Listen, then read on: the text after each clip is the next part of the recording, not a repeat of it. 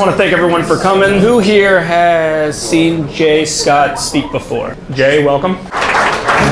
So we decided she was going to get that bucket, she was going to get that bucket. I was managing the project manager, I was dealing with the contractors, I was dealing with the rehabs, so this was my bucket, and then this was my bucket as well. I'm the spreadsheet guy.